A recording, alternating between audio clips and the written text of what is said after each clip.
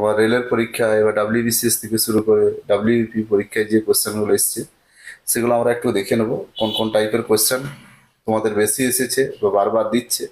তাহলে এখানে দেখো পি মানে হচ্ছে আসল, আই মানে হচ্ছে সুদের সরল সুদ, যেটাকে আমরা এসআইও বলি, সিম্পল ইন্টারেস্ট। আর মানে হচ্ছে বার্ষিক সুদের হার, টি সমান হচ্ছে সময়, আর এই হচ্ছে সুদযুক্ত আসল। আর এখানে দেখো সূত্র হচ্ছে আই সমান পিআরটি বাই 100। তোমরা দেখতেই পাচ্ছ আই সমান পিআরটি বাই 100। আবার যদি কোনাকুনি গুণ করি তাহলে আই ইন্টু 100 সমান পিআরটি হয়। এখান থেকে আর সমান I into 100 divide by P into T. আবার টি সমান এখান থেকে দেখতে পাচ্ছ I into 100 divide by P into আর।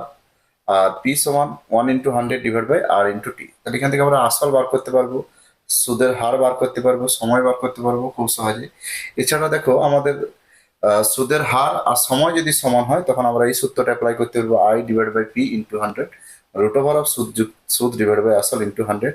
আবার দেখো দুটো আলাদা আলাদা যদি সুদের পরিমাণ বা সুদের পার্থক্য চাই তখন আমার একই পরিমাণ যদি আসল হয়, সুদের হার হয়, সময় হয়, তখন আমরা এই সূত্র অ্যাপ্লাই করব।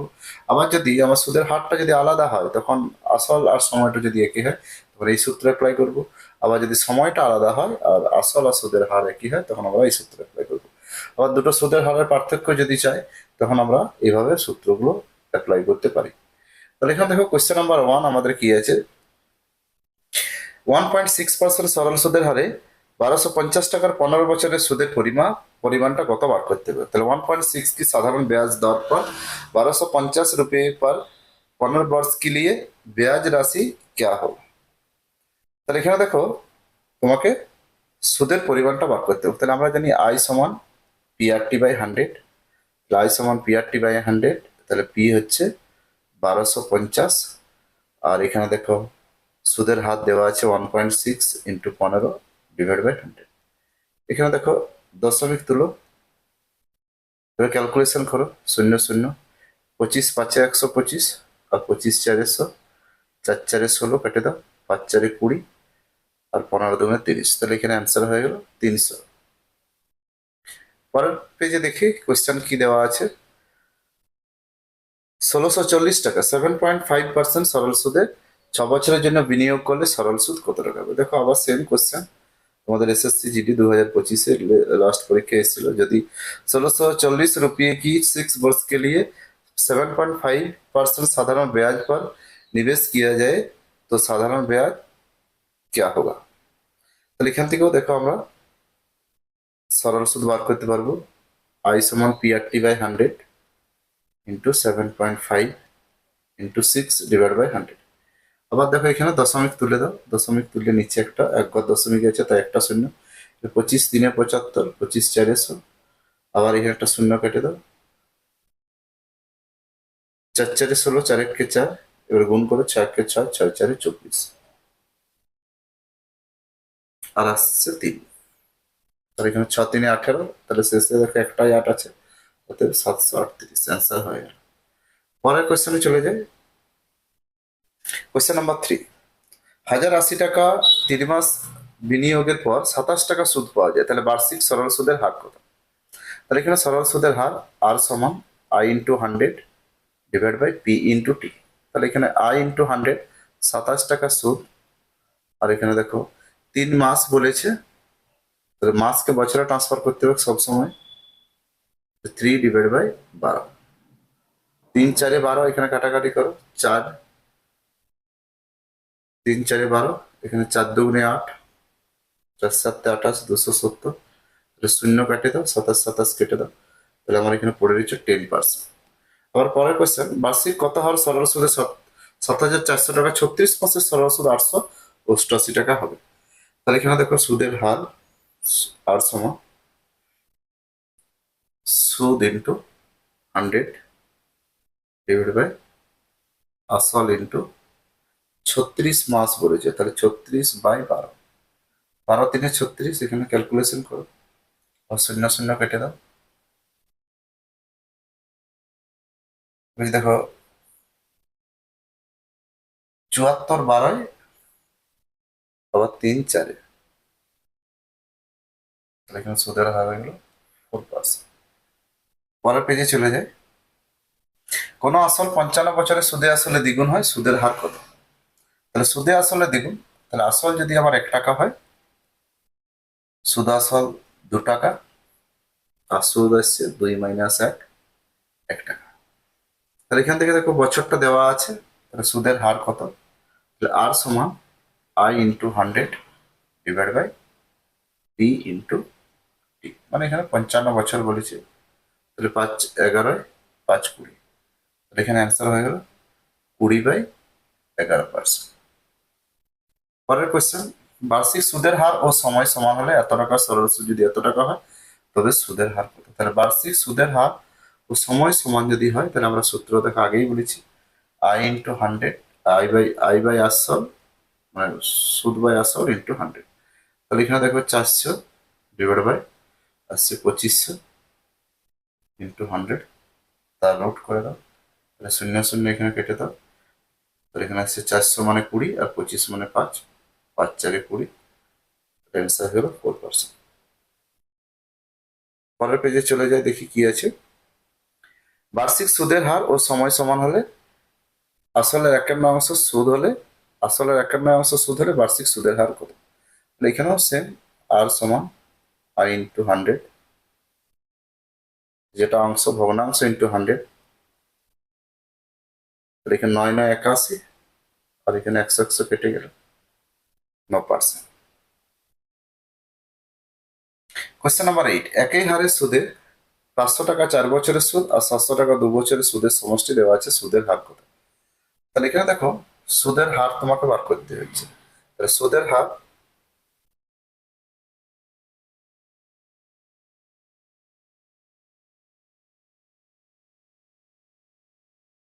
যদি R%,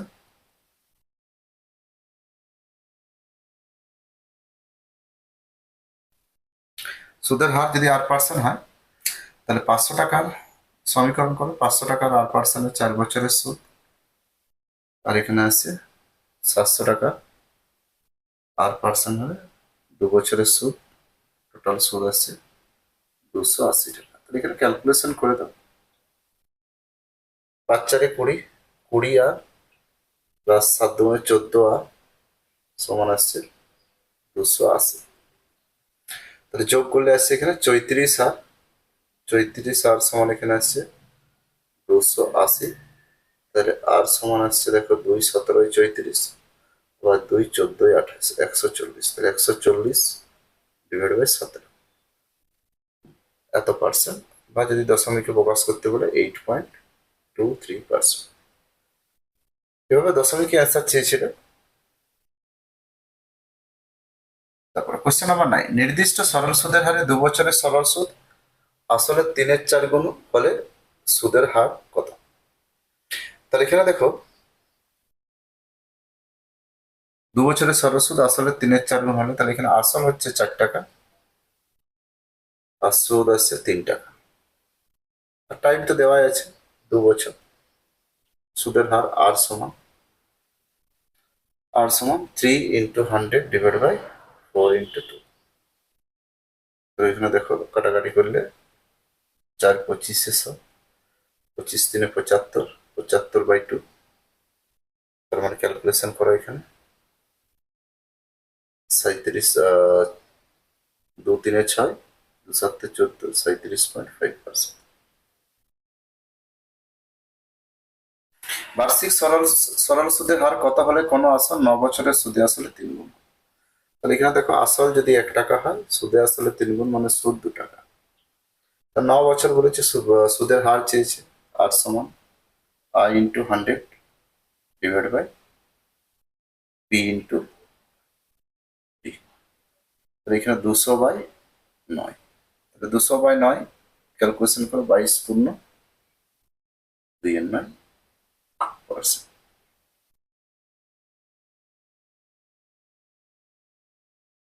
পরের কোয়েশ্চেন কি আছে, দুটি পৃথক ব্যাংকে 8,000 টাকা 3 বছরের সুদের পার্থক্য 800 টাকা হলে সুদের হার কত। তাহলে এখানে দেখো এই সুদের হারের পার্থক্য তোমাকে চেয়েছে, মানে R2 মাইনাস R1। তার মানে এখানে দেখো 800 টাকা আসছে সুদ into 100 divide by 8,000 into 3, calculation করো, 800 800 কেটে দাও, 100/3, 10/3 আসছে নাকি, 10/3, তার মানে 3.13%। এক ব্যক্তি 29,000 টাকা 3 বছরের জন্য এবং 45,000 টাকা 5 বছরের জন্য একই সুদের হারে জমা রাখলেন। সময় শেষে এত টাকা সে সুদ পেলে, সরল সুদের হার কত?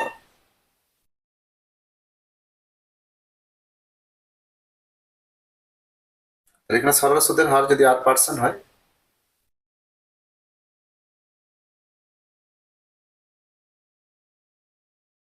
29,000 টাকা 8% হারে 3 বছরের সুদ, আর 45,000 টাকার উপর 8% হারে 5 বছরের সুদ, টোটাল আসছে 62,400 টাকা। তাহলে এখান থেকে দেখো শূন্য শূন্য কেটে দাও, শূন্য শূন্য কেটে, আবার দেখো শূন্য যদি একটা করে কমন নিই, তাহলে এখানেও একটা করে শূন্য কেটে যাচ্ছে। তাহলে এখানে দেখো 29 87, 29 3 87, আর এখানে আসছে 45 5 225, 225 আর সমান আসছে 6240। তো এখানে যোগ করো, যোগ করলে আসছে দেখো 312 আর সমান 6240। আবার 312 2 কাটছে, আর মনে আসছে 20%। এভাবে তোমরা ক্যালকুলেশন করবে। পরের কোশ্চেন, কোন আসল বার্ষিক কত সরল সুদের হারে 34 বছরে 3 গুণ হবে? 34 বছরে 3 গুণ হবে, তার মানে আসল যদি 1 টাকা হয়, সুদ হবে 2 টাকা, সুদের আসলে 3 গুণ। তাহলে এখানে দেখো সুদের হার সমান I × 100 / 1 × 34। তাহলে 2 17/34, এখানে আসছে 100/17, 5.88% এরকম আসবে দশমিক যদি প্রকাশ করে।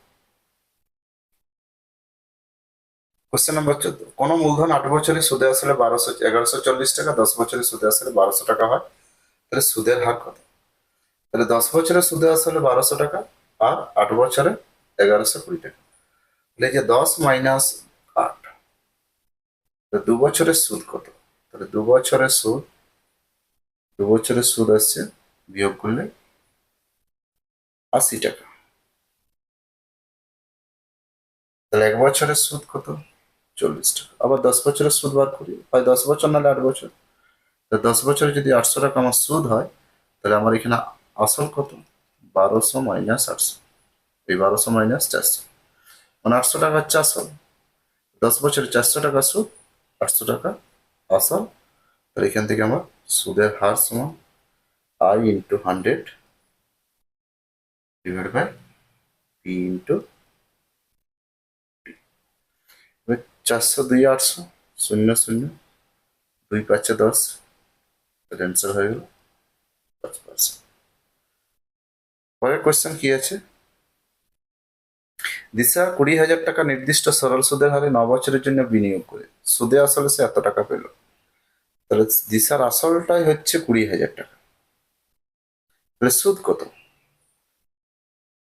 33,500 টাকা সে সুদ পেয়েছে। তাহলে 20,000 টাকা যদি এখান থেকে আমরা মাইনাস করি, তাহলে 13,500 টাকা সে সুদ পেয়েছে। সরল সুদের হার কত? তো এখান থেকে দেখো আর সমান I × 100 ডিভাইড বাই P ×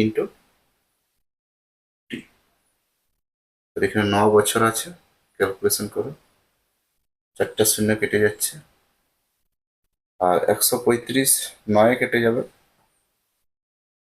9 কে 9, 9 5 45, 15, এখানে আসছে 15/2, মানে 7.5% সুদের হার। এক ব্যক্তি কোনো ব্যাংকে 10 বছরের জন্য 10,000 টাকা ও 20,000 টাকা আলাদা আলাদা ভাবে জমা রেখে দেখলেন যে সুদের পার্থক্য এত টাকা হয়েছে, সুদের হার কত? তাহলে এখানে দেখো আলাদা আলাদা সুদ পাচ্ছে।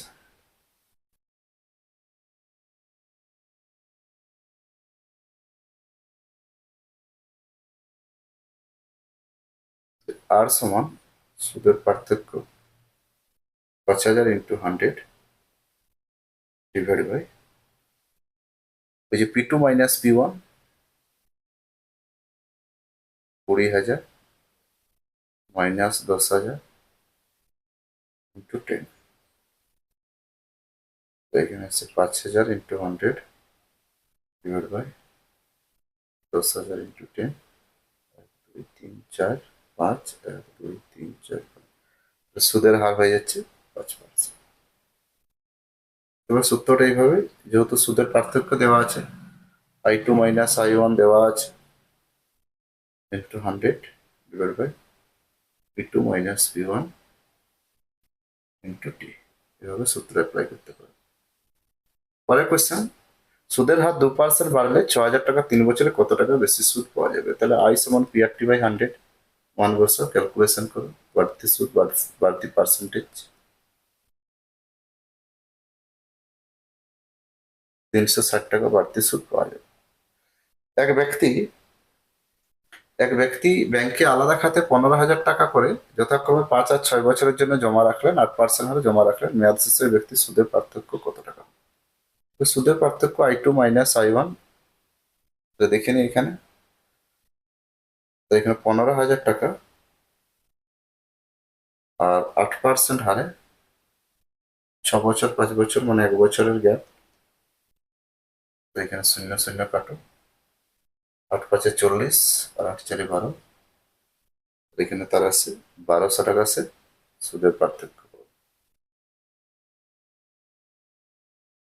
এক ব্যক্তি 10,000 টাকা করে দুটি ব্যাংকে আলাদা করে 8% ও 5 বছরের জন্য এবং 7% 6 বছরের জন্য সুদের পার্থক্য জমা রাখলে সুদের পার্থক্য কত টাকা হবে?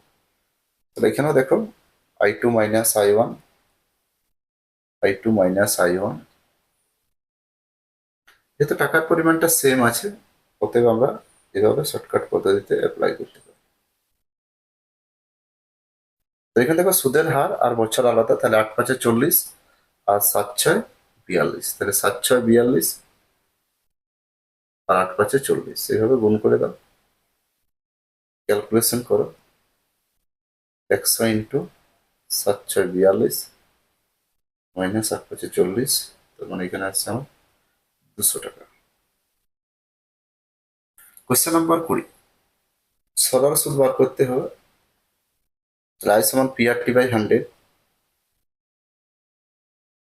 16%, 73 দিন মানে 73 বাই 365 বছরে ট্রান্সফার করো, ইন্টু 100 আছে এখানে, 73 5 365, 0 0 কাটো, 4 2 8 16, 2 5 10, 5 দিয়ে এখানে কাটবে গিয়ে 5 5 25, 25 দিয়ে যদি কাটা হয় তাহলে আসবে 195, 195 ইন্টু 8 গুণ করে দাও 1560।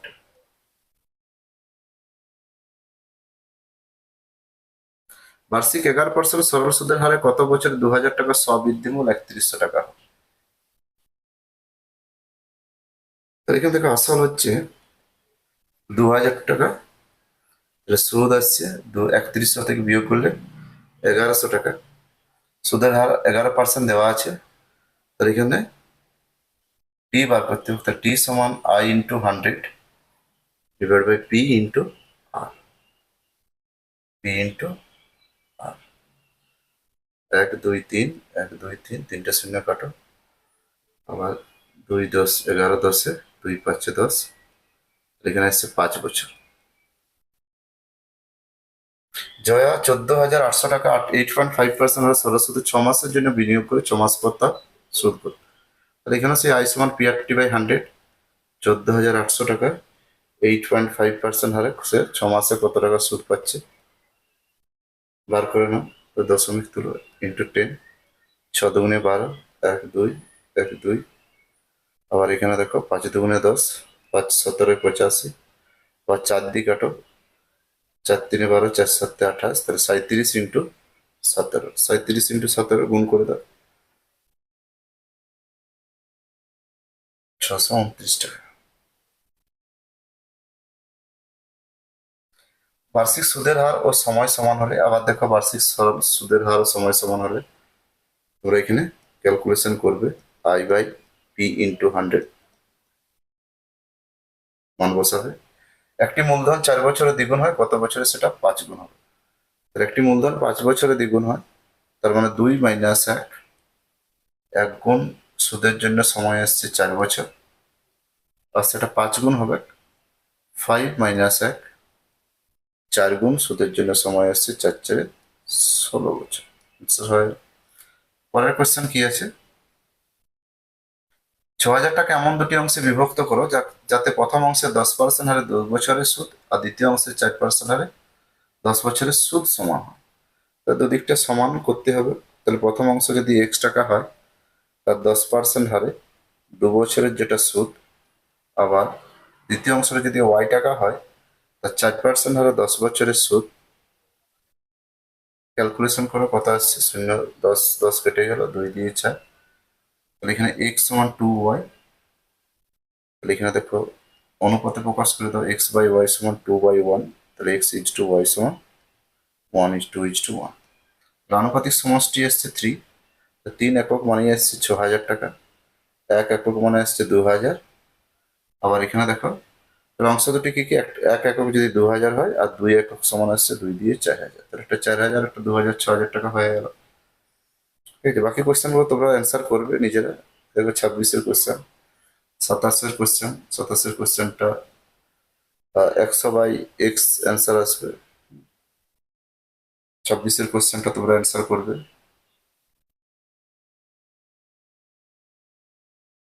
26-এর কোশ্চেনটা তোমার 8,000 অ্যান্সার আসবে। এখানে অ্যান্সার তোমরা নিজেরা করবে কিভাবে করতে হয়।